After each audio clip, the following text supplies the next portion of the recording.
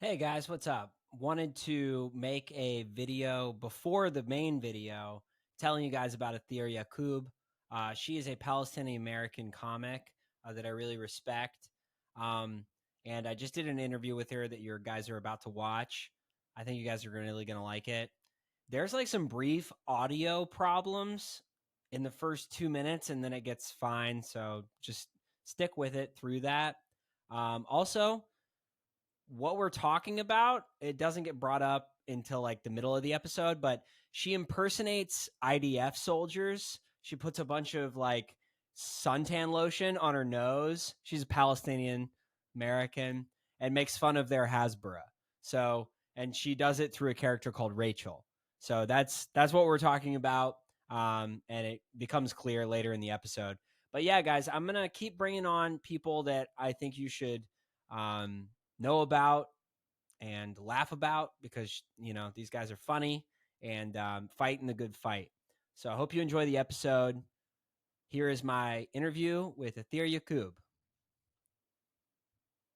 Hey, what's up, guys? Welcome to another episode of the Davidson Boswell Show. Very excited to have our guest on today. Her name is Atheer Yacoub. You guys some of you already know her. Palestinian American comic. So funny. Atheer, thanks for being here. Thanks for having me. Yeah, of course. So yeah, I just I've been following you over the last like few years. We know each other personally. We both do comedy in New York. And yeah, I wanted just like to kind of have you introduce yourself first. Tell us like where you're from and how long you've been doing comedy. Yeah. Yeah. So let's see. I was born in Alabama, Hell yeah. which is kind of why I do comedy because I'm Right. Palestinian. I moved to Palestine when I was 6 months. And I basically grew up there until we moved a lot back and forth because we lived there through the first intifada, the second intifada. And it was, just really difficult because my dad couldn't live there because he essentially became both my parents are from Palestine, grew up in Palestine, born in Palestine. My dad left for a few years to Kuwait to work. And at that point, the Israelis were like, well, whoever is here gets to stay here. And whoever doesn't, sorry, you're fucked and you're a refugee. So my dad, just in the time that he was away, became a refugee. And it wasn't until maybe 15 years ago, he was able to get his Palestinian citizenship from my mom through marriage, which doesn't make any sense, obviously, because No. he's born there, but none of this makes sense. Um, Right. so the family was kind of split up, and like I have two older brothers and one younger brother. They were like here in the US studying. And so we're just moved back and forth a lot up until high school. And then my parents, like during the second intifada, I got like really bad. And Remind us what year that was for those that so yeah, sorry. So I moved there, not to date myself, in 86, 87. And then we lived there for like 4 years. And then and where's there? this, Like the West sorry, Bank? Ramallah, West Bank. Gotcha. Yeah. Yeah. Very Um, cool. Yeah. Um, I assume everyone knows for some reason because like no, I mean that. there. Right. No, this is like the anecdote to people going on Piers Morgan and doing Hasbara. We got to Yeah, come yeah. on and like tell I hope, I this know. side. Yeah. Slightly less of a reach than him, but try and Yeah. make up for it. So that's so cool. And then you moved back to Alabama, or you moved to New York after We that? kind of like permanently, well, not permanently. We moved back to Alabama 2001, and Oh, then great timing. nine Yeah. eleven happened. We're like, great, so glad we Wait. escaped You're all the muted again. You're craziness. muted again. Oh, wait, are you serious? Right. Yeah. Did they Yeah. mute me when I said 9/11? Yeah. Well, I guess for maybe I don't think your mouth is like lining up with the audio. Can you say something? That's so weird. Okay, now it Hello? is. Is All right, this sweet. working? Yeah, Oh it my is. It God. is. All right. Well, sorry that was stepped on an amazing joke. Oh But yeah, man.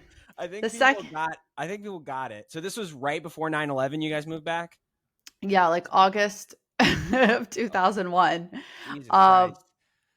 Um. Yeah, and then 9/11 happened, and that was so fun to be in Alabama for all of that. Mm, Starting a new high school, the only Arab Muslim in my school, and Did people yeah, like so blame you for it, or were they like, "Why did you do that?" Like, Yeah, my yeah, teacher, well, okay, no one knew what I was. And then I remember we were in English class, we were watching the news, and then my English teacher was like, I bet it was those damn Arabs. And I was like, oh God, oh yeah. no, she doesn't even know.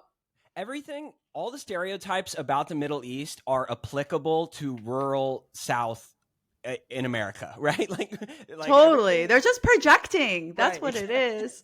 Like, like medieval worldview, like very slow on the uptake with women's rights, all the shit that, because I'm from the South as well. So yeah, it's very much like Israelis. Everything that you project onto Absolutely. Palestinians is what you do yourself. Absolutely. No, That's what. absolutely.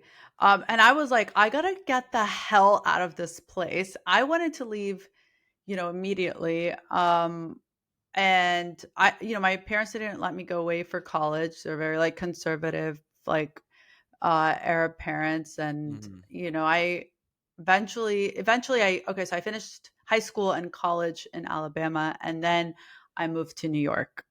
And my parents and my little brother moved back to Palestine. During that time, my older brothers were still living here in the US. They were married, and then my parents moved a few years later back again to Alabama. Everyone's in Alabama now. I don't know, this back and forth, it's crazy. I'm the only one that left the South. I'm like, I'm never coming back to the South. This is a terrible place to be. But they have their own, like, I guess, friends and community and Arab bubble, and there's a lot more Arabs now. There were than when I was growing up. There were not that many Arabs at all. But now there's like a whole community of Yeah. people. Do you find that's true in a lot of places in America? Like Arabic people tend to like congregate in one part of one state. Like I know, like what's it called? Like Like Dearborn, Dearborn. Yeah. Michigan. Hmm. Well, that's a weird thing. It's like everywhere but Alabama. Like in New Jersey, it's like Patterson, New Jersey. There's like, in New York, there's Bay Ridge, there's Astoria, there's Dearborn, Michigan, there's people in Cleveland, Ohio, but like Alabama, why? No, that's not even like, I don't even know. I mean, I know how they found it because my uncle first moved there. My dad's older brother moved there because he knew a family from Ramallah that moved to Alabama first. So I blame them for ruining our lives. Yeah, I mean, well, that's so cool. So you started doing comedy, and you've done it against, I guess, the backdrop of watching your homeland get relentlessly annexed, friends and family, I'm sure, like being imprisoned or killed and stuff like that. So, and I mean, I have much less of a direct connection than you, but my heart like bleeds for Palestine. I hate watching it on my phone. And it's very Mm. hard, I guess, to like keep going and maintain like ambition or even a cheerful attitude when you see what other human beings are capable of. So you've created this character that I wanted to talk about, which I think is awesome because I feel like it must be like some level of emotional release to be able to do that. So it's Rachel. So can you tell me about that character, how you came up with it, and the reception you've gotten from doing it? Yeah. Oh, okay, thanks. No one's actually asked me where the character came from. I have to find this video. So I was in Ramallah 3 years ago. I was hanging out with my cousin and a couple of friends, and we were like, they had just come from a protest from another place that's being taken over by Israelis. And I think they're still fucking, I don't know, trying to like keep it from getting completely demolished. I don't know, but in any case, so we're hanging out and we're like, oh man, we should just like, because we all like went to American schools there. We all have an American accent. And we were like, how do we, like, wouldn't it be funny if we just like, we'd love to go to the beach. None of us have access. If you're in the West Bank, you're landlocked. They took all of like the coastal towns, they control all the water resources. Even though I was born in America, because I have a Palestinian passport, it kind of like negates your US citizenship. Even if you're born here, it does not matter. Wow. People don't understand that. Even Palestinians who are from here don't understand that it does not Yeah. matter. It like but like no, it like cancels out your American passport. So So that's crazy. Yeah. So they could yes, technically deport you. Is that, or they could like, no, they eh, just won't let you pass the West Bank. They won't let you into, occupied Palestine, Israel, what we call 1948 territories. So you can't go to like the beach or Haifa or Jerusalem or any of these places that are right. outside of just like the West Bank region. And we were like, oh, well, what if we all just like pulled up in the car, and when the at the checkpoint, they're like, "What's your name?" I'm like, "I'm Rachel." And then my cousin's like, "And I'm Rachel." And the other girl's like, "I'm Rachel." And the other girl's like, "And I'm Rachel." And then we're like, "We'll We're just from be Long four Rachel." Island. Yeah. Yes, exactly. We're like, "We're just Rachel's from Long Island." And I'm like, Yeah. "Oh, okay, cool." So, and they're like, so also they have these like stereotypes about us that they think they're all just like wearing hijab and we're all Muslim. First of all, we weren't even all Muslim of the girls. And like, they have this like, they don't even understand there's like Christian Palestinians, there are all sorts of like Palestinian anyway. Right.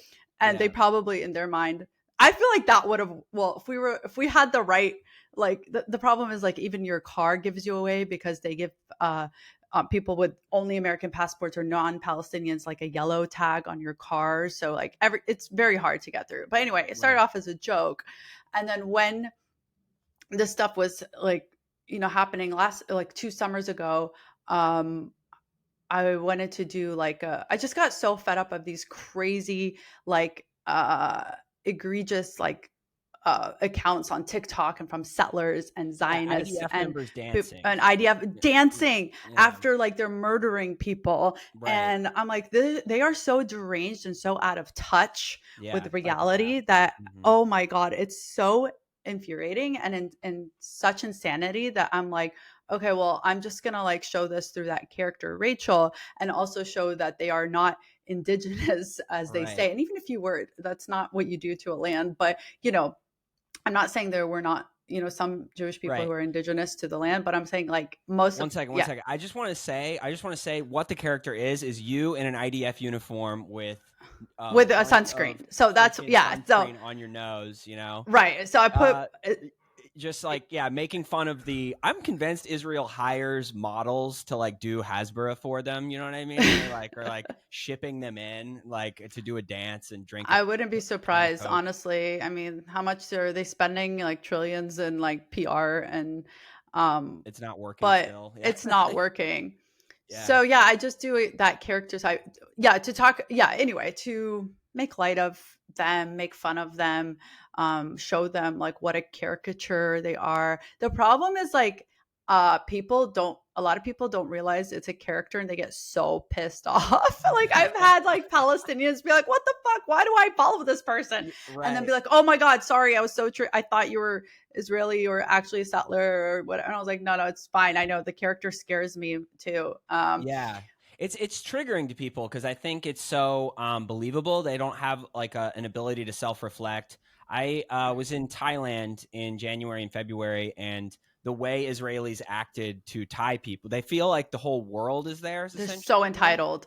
Yeah. Literally, So, literally. and it's always beach communities they seem to like go after. You know, Bali and Indonesia, same deal. And it's this level of cultural entitlement, and nothing says like I am not spatially aware than doing a TikTok dance. You know, like it's literally like fuck you, I don't care. So that's so cool.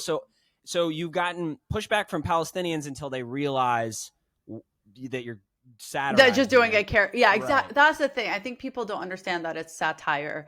Um, so yeah, I basically like made Rachel like the Borat of like Israeli settler kind of Hell thing yeah. because they're Um, so insane. But yeah, so let me ask. So this happens to me as well. Probably you even more. And some of them are credible, some of them are not. But if you do like question the official narrative of Israel, if you even question its right to exist, much less expand, you will get death threats. You will get people like tagging the FBI in your like comments and stuff. So can you talk about that experience and how much it happens to you? Who these people are that tend to be like? Are they bots or are they legitimate people that are like being like, "Hey, I'm gonna kill you" or "fuck you" or whatever? You know?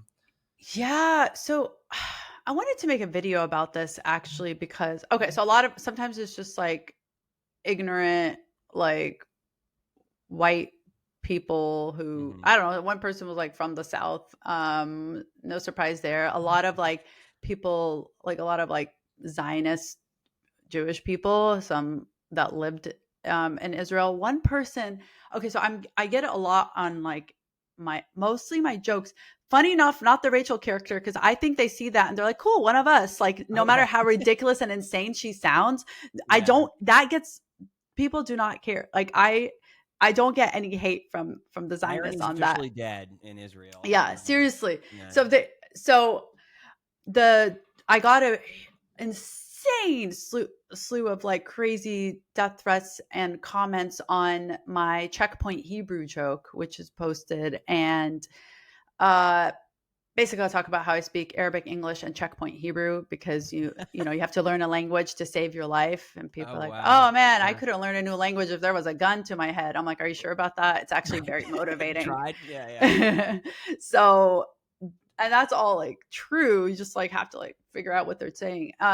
So I got all these like crazy death threats, and one girl who says she has like a yoga studio in Israel. This Israeli woman, I put Israel also in quotes, says, I would, if I see you, I would also put a gun to your head. Holy And I shit. have reported multiple people to no avail, no avail, of course, from Meta. Like they give a fuck. Right. Recently, they blocked her account.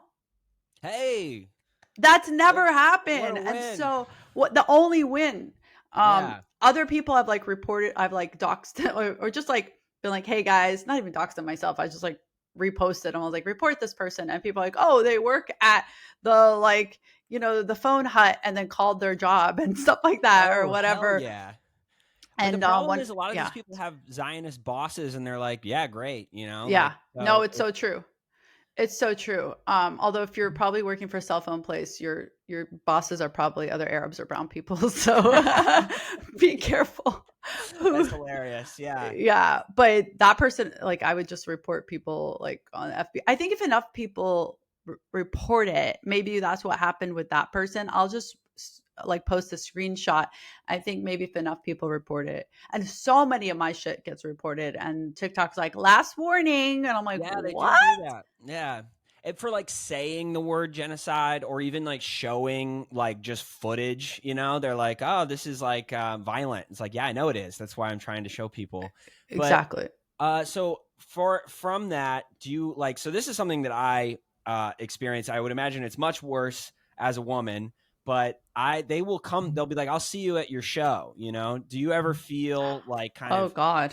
no, you have not gotten that? You like, because No, but also they won't. They won't. Like right, that's the exactly. thing.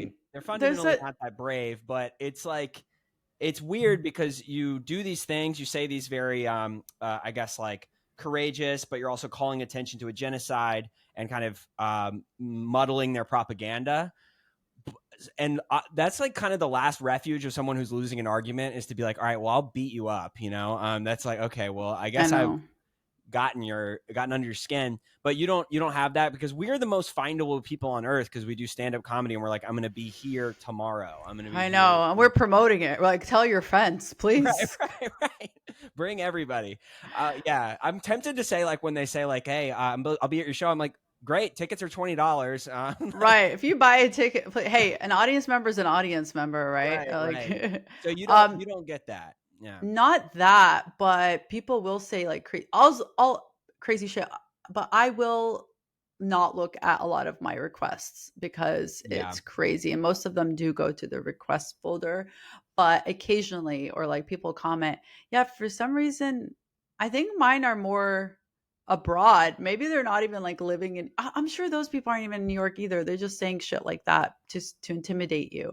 But I'm like, Yeah. if I'm scaring you and enough to say that, or if you're trying to intimidate me, then I've done my job.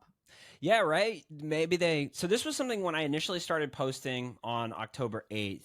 I got a lot of people at the yeshivas in Israel to try and like, they were messaging me to be like, no, this is the way the reality is. And they frame it like, we Oh, give Palestinians their food and, like electricity. And I'm like, well, do you not understand that that's apartheid? Like if you can give it, you can also take it away.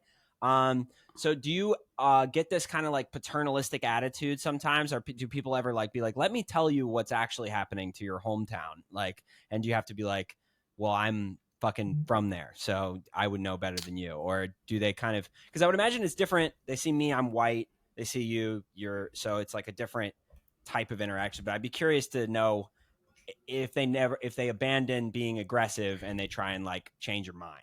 No, they're straight up aggressive Okay. and for me, and I'm like, I've lived through it. I've been bombed in Palestine. That's when we moved back to Palestine. I mean, back to Alabama in 2001, because in 2000, Ramallah, um, one of the first cities to get bombed in the West Bank was Ramallah, and we were like the, not to brag, no, or one of the first houses to get bombed in Ramallah One of the was first out. houses. Yeah, Good the first lord. neighborhood. So it was like, um, yeah, it was a crazy time. Basically, across the street from us was like, I guess, like a meeting place for Fatah, which was the faction that it was a grassroots resistance movement that later sold out and became what's known as the Palestinian Authority, the PA. But before that, before they sold out and recognized Israel, they were like a grassroots like resistance movement, secular, and they had like this little like kind of community like meeting like across the street from our neighborhood, and it wasn't even like whatever it was. Anyway, it doesn't even make sense because this was after also when they already like sold out and became, recognized Israel. But they bombed that, and then they bombed my neighbor's house right next to it. When they bombed like the Fatah meeting house, my neighbors already were like running out in the street when they bombed their house, and then part of the rocket, like the missile, like hit my house because all the houses like really small, like, across the street from each other. And yeah, I thought I was gonna die that night. Shit. So like Yeah. you telling me you're gonna show up at my show, I'm like, bitch, you showed up in my home Yeah, right. with a rocket. So Yeah, it's small potatoes. So what is the like I guess like is your family going to stay there? Are they getting pushed out, or is it like a static situation, or is it fluid? Like are they able to like stay and hold their ground, or is Israel about to annex them? Like do you I know? mean, you never know, but right now, Ramallah, because it's under the Palestinian Authority, who unfortunately plays into who's in bed with Israel in a lot of ways, kind of to maintain that weird sort of protection, quote Mhm. unquote. But even then, they've like invaded Ramallah like multiple times. Uh, they'll demolish homes, whatever. They'll do whatever the fuck they want and get out. So my family's from a village, like my grandparents and everything, like 25 minutes away from Ramallah. And when I was there 3 years ago, 4 years ago, before October 7th, they had just like put up this gate and a checkpoint outside my village and like basically like lock people in so you can't like get in and out. And I don't know, or we had to like take these back roads to get out. But they can just like lock you in, basically put you on lockdown whenever you want. Cause they were like, oh, well, some kids were throwing stones. So now we're putting the whole village on lockdown. That was their Jesus. like, which is insane. Cause like they just, and then you could see the settlements on the way from Ramallah to my village, like cropping up. I literally, like, I remember we'd go on weekends and I'm like, oh, well, there's one tent. Oh my God, there's three tents. Oh my Oh. God, there's like brick and mortar, or like they're like building a whole, like I saw the settlement happen over the course of like a summer, just pop up in front of my eyes. And that's literally what it is. One person goes and like, this is mine now, and squats. And then they bring the whole community and then start Colonialism building. meets gentrification, basically. They're like, it's like that's I mean, crazy. one and the same. Yeah. Yeah, Yeah. right, right, true. It's just a synonym. Well, that's so cool. Thank you for telling your story. I wanted to ask you because a lot of people that listen to this, watch this, don't really have much hope. You know what I mean? And I'm not telling you to like give them hope or anything like that, but I would ask like, what do you see or what are you doing to kind of like continue on, keep putting one foot in front of the other? Is there anything out there that like kind of makes you feel like, okay, things are changing for the better, or is it like we're fucked, and we gotta accept it, Yeah. I mean, I think it's like the old white Zios die out and the younger generation is like coming in. Actually, that gives me a little bit of hope. But also like, what other choice do we have? Just lie down and take it. Like, even if you're Right. not quote unquote hopeful, I don't care. I'd rather go down fighting. I don't care. Like, we, and this, I keep emphasizing this to people. This is as much psychological warfare as it is physical warfare. Psychologically, they want you to feel defeated. They want you to feel hopeless. They want you to feel like, what's the point? No, that is absolutely not the case. If people in Gaza can wake up every morning and find a reason to live and find a reason to fight and find a reason to resist and, you know, enjoy life in any way possible, then we here like owe it to them and to humanity to keep going, and at very least like keep your mental sanity, like do what you need to do to stay mentally like stable and keep your, you know, which is a lot to ask of comedians, I know, on its own, Yeah. but Yeah. Depressed bunch. basically, yeah, whatever you can do to Mhm. like keep that like mental fortitude and realize that they are trying to defeat you and break you down as much uh psychologically as physically. So that keeps me going. I'm like, well, what, how would Israel want me to feel? Oh, hopeless? Well, fuck that. Nice. So you Yeah. got to just do the opposite of what you Yeah. think they want you to feel. Yeah. Do it out of spite, if nothing else, you Seriously, know? Yeah. exactly. Well, awesome. Thank you so much for doing the interview. This was awesome. Of You could probably tell course. I haven't done very many of these, so No, appreciate it's you. great. Thank you. Thank Yeah, of you. course.